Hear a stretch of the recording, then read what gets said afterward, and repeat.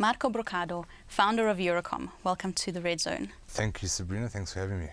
Now, Marco, there's been a massive push towards mobile marketing in recent years.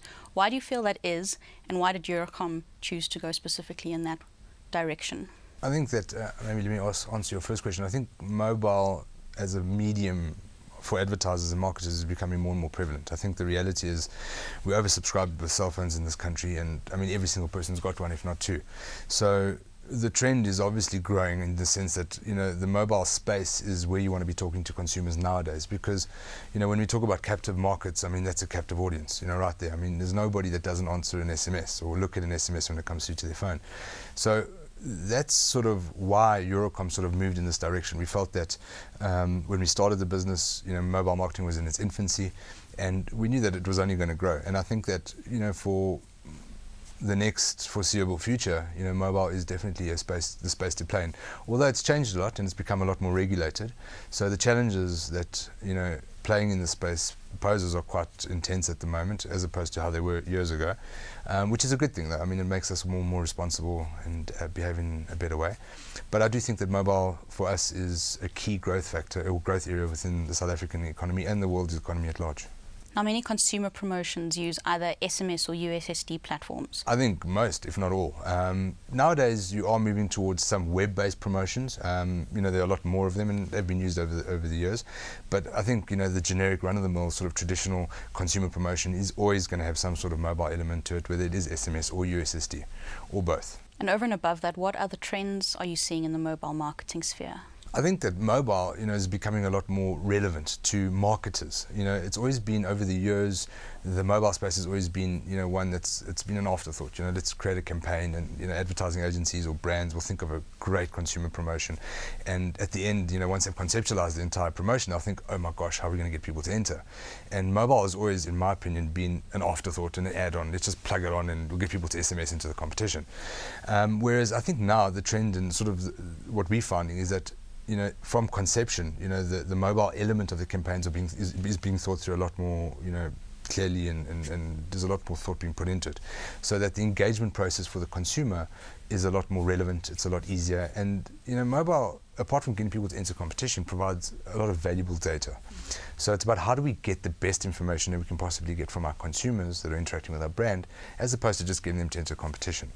So the trend for me is, you know, the campaigns are well thought through, or getting to that stage, and I think it's growing in terms of responses from consumers.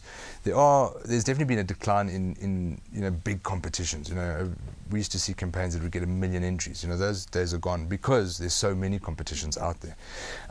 But I definitely do think that the quality of the data that we're getting through is a lot better than the quantity. And how would a good mobile marketing campaign line up with something a bit more traditional? How can the two work together to offer the brand the best possible exposure? I think the brand has to be very clear on the objectives for the campaign. You know, so I think it's the two areas, mobile and sort of traditional sort of promotional competitions, line up very well when the objectives align. So if the objective is a volume driver, if it's a sales driver, then the mechanic on mobile needs to sort of align with that. You know, it has to be very quick, very easy.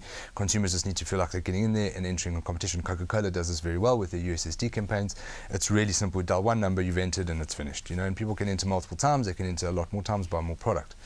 Whereas if the objective for the brand is to clean up a base or grow a database, you know, create a direct marketing list, then the promotional objectives needs to line up with that. So I think as long as the traditional sort of marketing side of it and the objectives from a mobile side line up, then your campaigns are going to be very, very successful. And I think the disconnection there is when, you know, you're trying to achieve something on mobile that you're not really trying to achieve, you know, through the promotion. That's where things, you know, can go wrong. And can you share with us a recent campaign that you've done that's been successful in the mobile marketing space? Sure, where do I start? There's so many. I think for us, you know, I'll talk about our radio campaigns, because our radio campaigns are sort of the core business. I mean, it's one of our core products, and I mean, we run a lot of interactive radio promotions, so promotions that engage listeners at a deeper level than just purely entering a competition. So allowing listeners to actually participate with the radio station and play a game, you know, game mechanic. And I mean, there's been a number over the years, but I mean, Ring Ring Kaching on East Coast is one that comes to mind, where consumers literally have to guess, what this mystery cash amount is, or they have to answer the phone within a certain period of time. And these things are all linked into the SMS platform. So it's a really intuitive platform. It's really engaging for the consumer. The consumers enjoy participating. And obviously there's a chance to win. Nobody's, obliged to enter. You enter if you want to enter, and you participate if you want to participate. So I think those campaigns for me on radio, Broccardo runs massive campaigns every year where the entry, the volumes of entries that we receive are phenomenal. That are actually more than we've seen for many years.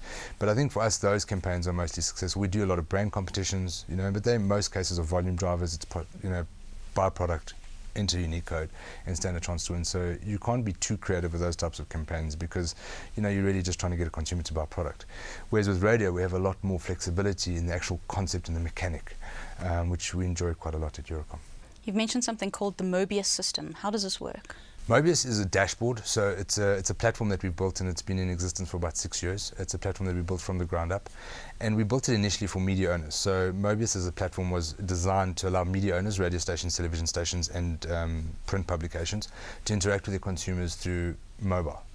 Initially it was SMS based, and Mobius has grown into a USSD platform. It's also grown into a social media platform. So now, as an example, Gareth Cliff will be sitting in studio at 5FM, and he'll literally be reading social media or tweets that are coming in or SMSs that are coming in through our platform. So we consolidate and aggregate all data into one easy-to-use platform for media owners.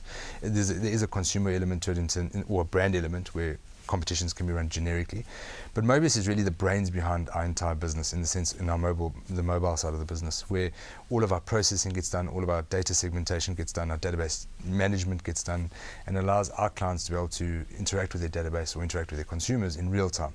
So Mobius is really just an intelligent aggregation platform. Now, on a whole, where do you feel that digital is going in the future, or do you really think that it might just be a bubble that's about to burst? Personally, I think that the bubble's burst a couple of times. I think that we're still in for a lot of ups and downs within that space. I do think that it's growing rapidly. And I think that mobile specifically is going to be around forever. I mean, I don't see it going anywhere. It might not be in its current form. I mean, it might change, the technology might change, but having a cell phone or having a personal communication device with you at all times is never going to go away, whether it's implanted in your head or it's a physical device, I don't know. I do think, though, that there's so many people trying to play in this space at the moment that we're sort of oversaturated with ideas. I mean, if you look at the app space alone, I mean, millions of apps are created every year, and there's a very small portion of those apps ever become successful or ever, attain, the status of being bought out by Google or Facebook or Yahoo. So I do think that if you're trying to make a success of the mobile space, you've got a lot of work ahead of you. I think there are a lot of clever people out there. There are a lot of clever businesses out there. People are innovating daily. So I think that the perception that it's an easy space to play in is wrong. It's very difficult. It's cutthroat, and you've got to be prepared for a slog to make a success in this industry. But I do think that if you get it right, there's a lot of benefit in it. Well, thank you very much for your insight, and thank you for joining us. Thanks for having me.